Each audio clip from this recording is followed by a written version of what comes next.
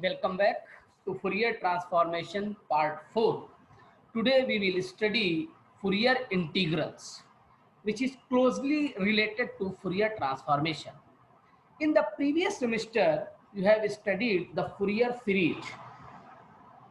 We have seen if fx is piecewise smooth on any interval minus L to L,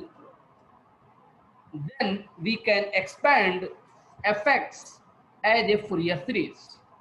But if the function is periodic, then we can expand its Fourier series in the entire real line. But if function is not periodic,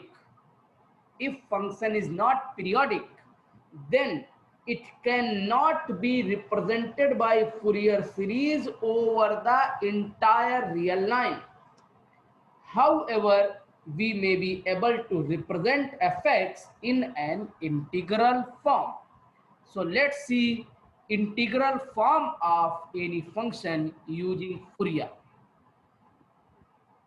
So before that, let's see some important properties which is required to expand fx in integral form. So let fx be a function having following properties.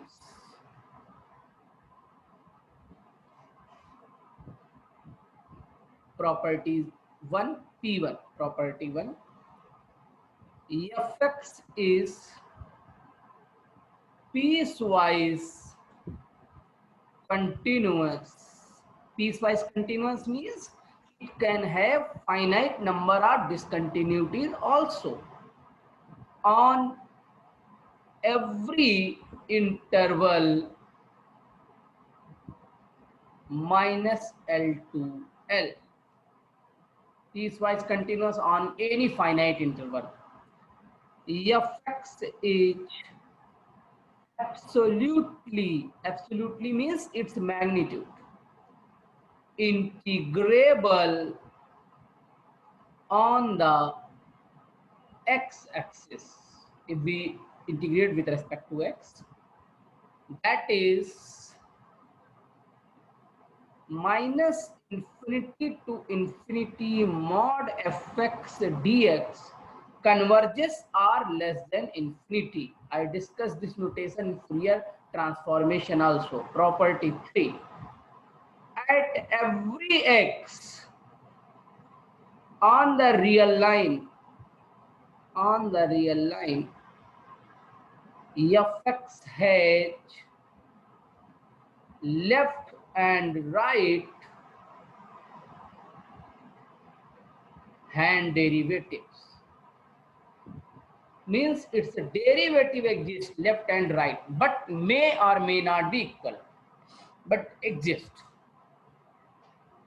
So these are three important properties which will be useful for the further results and theorems. Let's see what is the Fourier integral. Fourier integral theorem.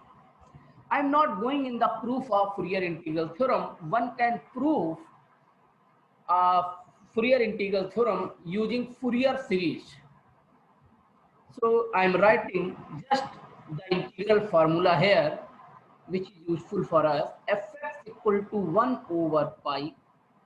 It's double integration 0 to infinity minus infinity to infinity ft cos lambda t minus x dt d lambda. If you see carefully, t is between minus infinity to infinity and lambda is between 0 to infinity. This is a closed form representation of Fourier integral theorem or Fourier integral formula.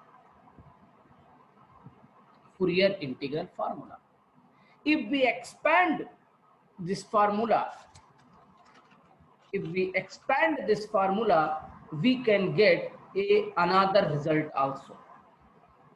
How? If we represent cos A minus B formula, then it can be written as in this form also. Another form, one can write fx equal to 1 over pi 0 to infinity a lambda cos lambda x plus b lambda sin lambda x d lambda, where a lambda is defined as minus infinity to infinity ft cos lambda t dt, and b lambda is equal to minus infinity to infinity ft sin lambda t dt. If you substitute the value of a and b, you will get this representation. How? You can see that fx equal to 1 over pi 0 to infinity. You just put the value of a lambda here, you will get it is minus infinity to infinity ft cos lambda t, and cos lambda x is already in the expression, so it will become cos lambda x plus minus infinity to infinity ft, okay, dt here, dt sin lambda t sin lambda x dt, and outside is d lambda. If you see carefully, we can take something common. What is common here? Ft dt is common. So minus infinity to infinity ft dt, if you take common, it is cos a cos b plus sin a sin b cos a minus b. So lambda t minus lambda x, lambda you can take common, lambda t minus x dt d lambda. So this is the closed form representation of Fourier integral representation of fx. This is called Fourier integral representation of fx. This is another form of Fourier integral representation of fx. But generally we use this formula. This formula. Let's see one important theorem, most important theorem based on the properties I have studied here. If fx satisfies, if fx satisfies the properties p1, p2 and p3, or p1 to p3, then the Fourier representation of fx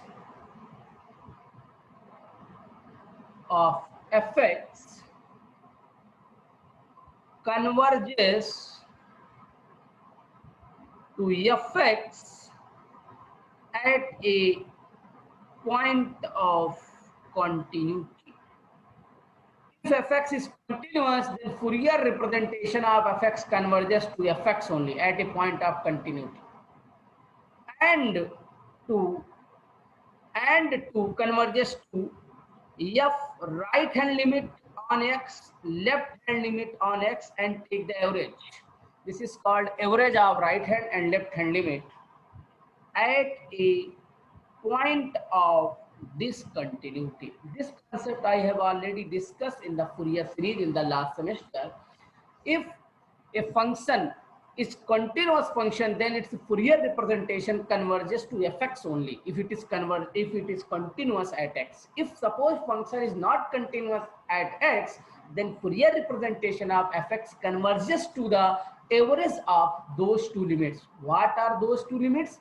Right hand limit at point and left hand at that point. X can be any point here belonging to the given domain. Okay, let's see Fourier sine and cosine integrals. We know that the Fourier integral is given as 1 over pi 0 to infinity minus infinity to infinity ft cos lambda t minus x dt d lambda. you just expand cos lambda t minus x. So it can be written as 0 to infinity. If we expand cos lambda t minus lambda x, it will be cos lambda t cos lambda x plus sin lambda t sin lambda x. So it will become minus infinity to infinity ft cos lambda t cos lambda x plus sin lambda t sin lambda x dt d lambda. Lambda limit we are very know here, a limit of t is we know very well minus infinity to infinity, and lambda limit is from 0 to infinity.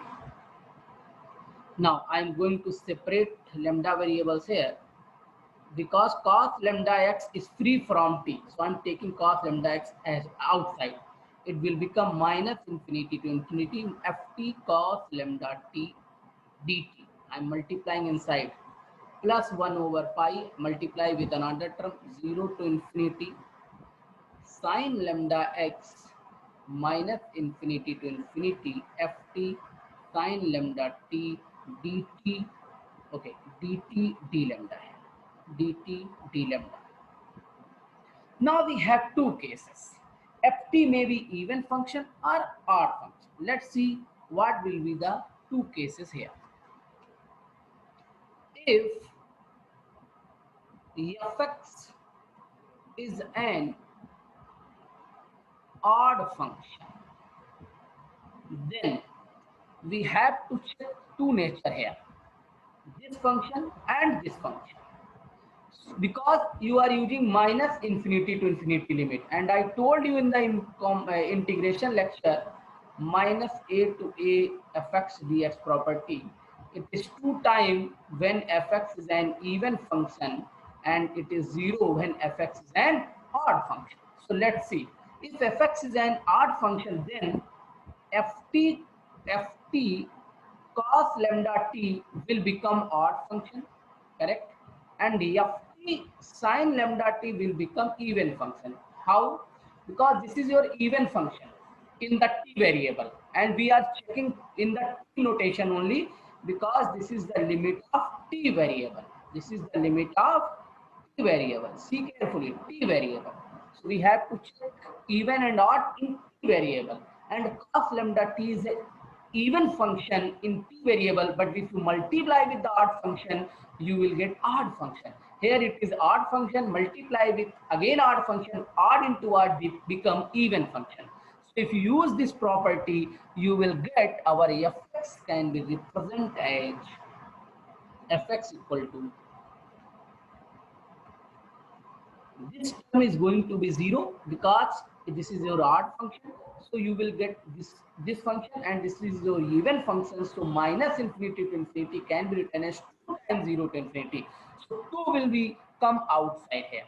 So 2 over pi 0 to infinity sin lambda x 0 to infinity ft sin lambda t dt d lambda.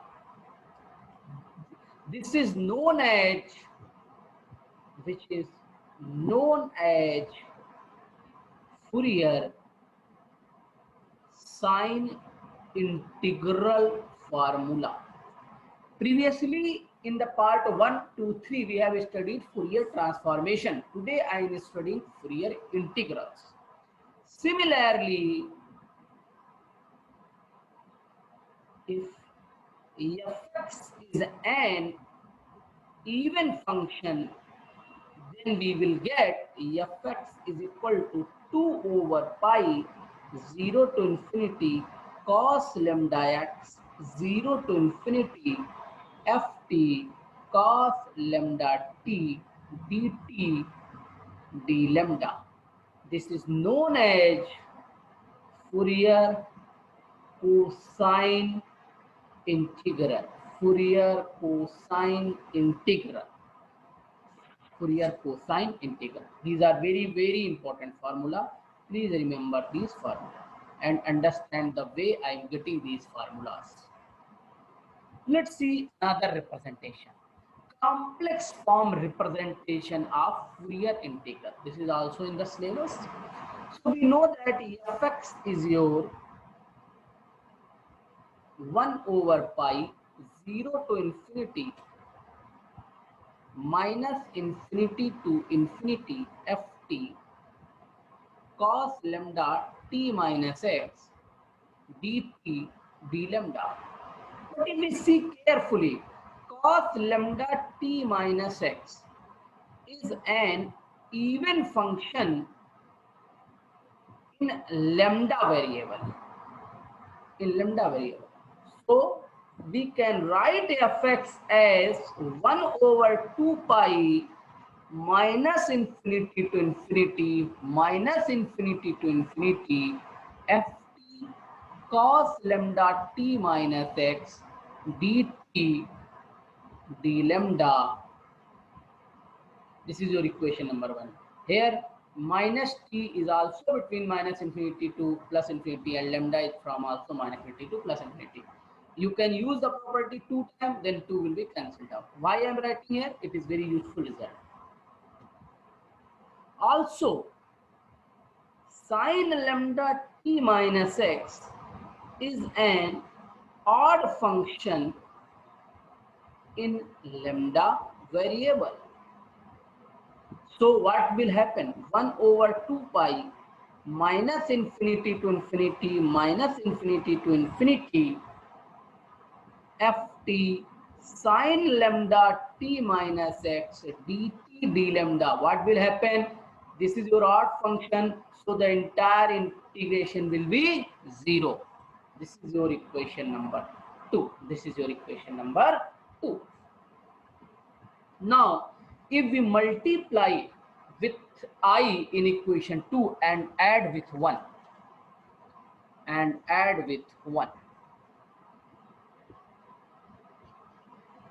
multiply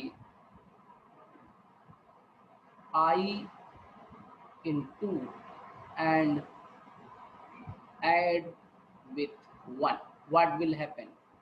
Fx equal to 1 over 2 pi minus infinity to infinity minus infinity to infinity ft cos lambda t minus x plus iota sin lambda t minus x dt d lambda. Entire world knows that e to the power I theta is equal to cos theta plus I sin theta. Now you can replace theta by lambda t minus x.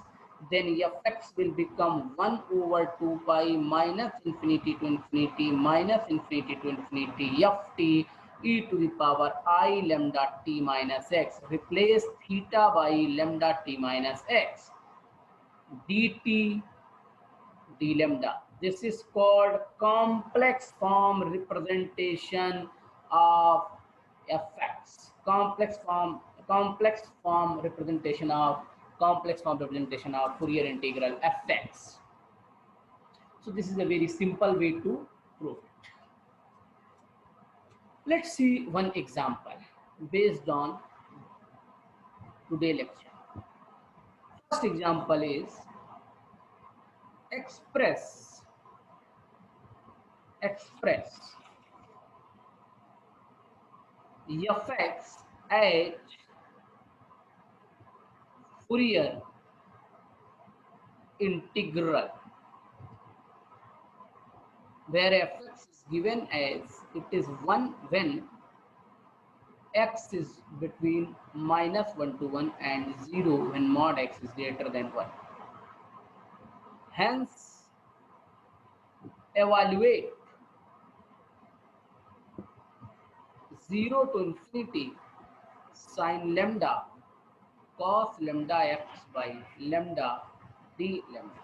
Let's see the solution. I told you the Fourier integral of fx is given as 1 over pi 0 to infinity minus infinity to infinity ft cos lambda t minus x dt d lambda. So 1 over pi 0 to infinity. You can see that you have fx, then you can find ft also. Ft will become 1 when mod t less than equal to 1, 0 when t greater than 1. So mod x less than 1 or mod t less than 1, you can similarly define ft here. What will be your ft here if you see carefully? Ft will be 1 when it is between -1 to +1 t, and 0 when mod t greater than 1. Mod t less than equal to 1 means -1 to +1. So ft is 1 cos lambda t minus x dt d lambda. Elsewhere it is 0, so I am not writing. So it will become fx equal to 1 over pi 0 to infinity -1 to 1 cos lambda t minus x dt d lambda. The important point is, what is important point? We cannot check it even and odd in t because we have two coefficients. Lambda is also in the coefficient. So even odd we cannot check. So we have to directly apply the integration here. Integration of cos lambda t minus x will be sin lambda t minus x over lambda. We are integrating with respect to t. So coefficient of t must be divided, that is lambda.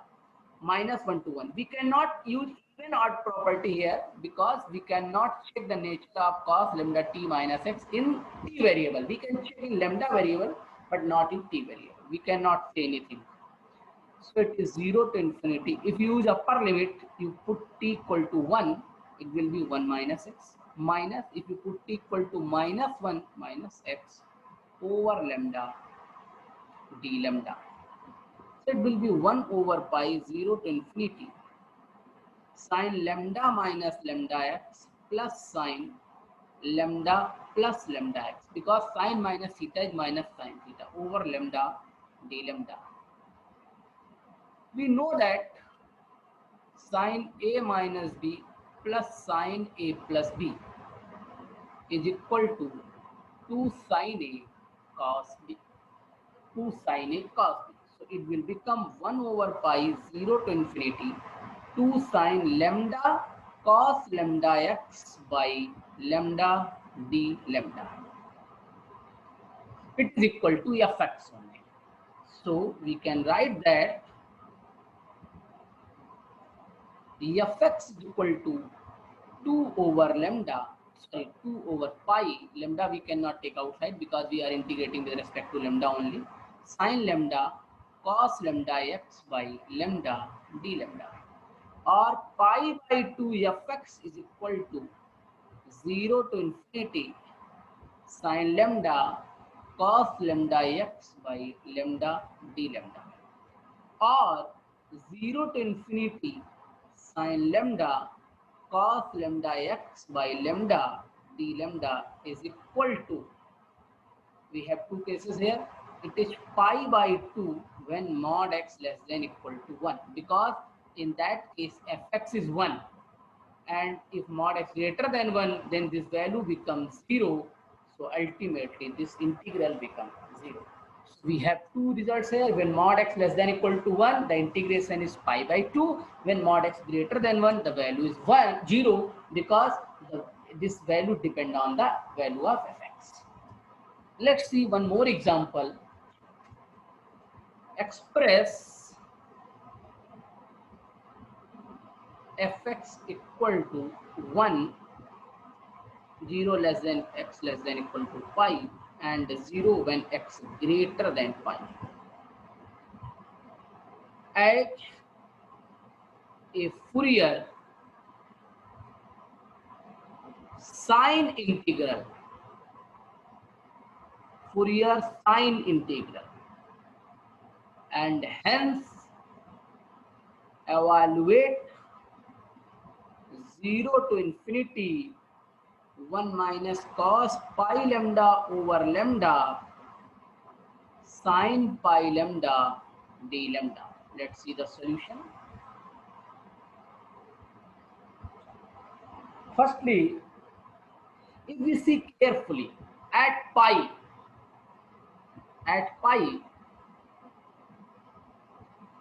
the right hand limit f at pi is 1.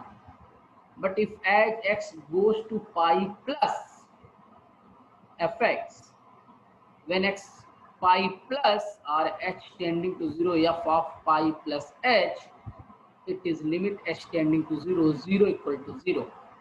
And limit x tending to pi minus, if we take the left hand limit of fx, then f of pi minus h equal to limit h tending to 0 is 1. So if it is not continuous, pi plus is not equal to f of pi minus 1. So it is not continuous. So how will you find the value at pi? This value is not correct at pi because the function is not continuous. So when it will converge, fx will converge. Fx will not converge to pi here or 1 here. Fx will converge to average of right hand limit and left hand limit. So that will be 1 plus 0 by 2 or 1 by 2. So fx will converge to 1 by 2, not 1. Remember this point. It will be useful in this particular problem. In the previous problem also, the function will not converge to 1. It will converge to 1 by 2. You can see that. If you try to find at value, then f of 1 plus is 0, f of 1 minus is 1, then fx will converge to, fx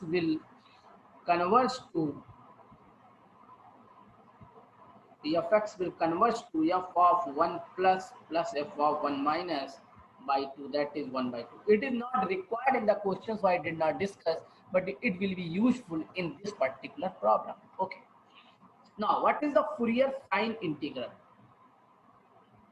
Fourier sine integral of fx is given as fx equal to 2 over pi. You can see the formula I have discussed, Fourier sine integral. This is your Fourier sine integral. I am using this formula here.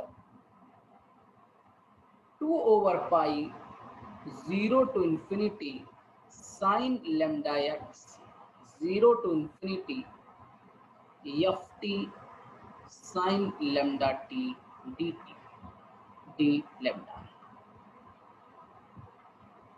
So it is equal to 2 over pi 0 to infinity sine lambda x. You can see that our question is given between 0 to pi only, and rest where the value of the function is 0. So we will write 0 to pi. Then the value of ft will become, if fx is 1, then ft you can similarly define. Ft will be 1 when t is between 0 to pi and 0 when t greater than pi. So it will become 1 sine lambda t dt d lambda. So it will be 2 over pi 0 to infinity sine lambda x. If you integrate it, you will get minus cos lambda t over lambda 0 to pi d lambda. Apply the upper limit and lower limit. 0 to infinity sine lambda x over lambda. It will give you minus cos lambda pi minus, and if you put 0, it will become 1. So 1 minus cos lambda pi d lambda. Now you want the value at pi, sine pi lambda you want. You have sine lambda x. It means you want the value at x equal to pi. So how we can solve it now? So it can be written as, now we can write like this: pi by 2 fx is equal to now 0 to infinity 1 minus cos pi lambda over lambda sine lambda x d lambda. So at x equal to pi, we know that f of pi now equal to f of pi plus f of pi minus by 2, because at pi fx is not continuous. So at point of discontinuity, we have to move at the average of these two limits. So 1 plus 0 by 2, 1 by 2. I have discussed this already. So it will become pi by 2 into 1 by 2 is equal to 0 to infinity 1 minus cos pi lambda over lambda sine lambda x d lambda. So it will become 0 to infinity 1 minus cos pi lambda over lambda into sine lambda, you have put already pi here, lambda pi d lambda equal to pi by 4. So this is our required result in this problem. So okay, this is the ending of part 4 Fourier integrals. In the next lecture, we will study the application of Fourier transformation for the solution of heat and wave and Laplace equation, which is very useful in engineering point of view. Okay, thank you.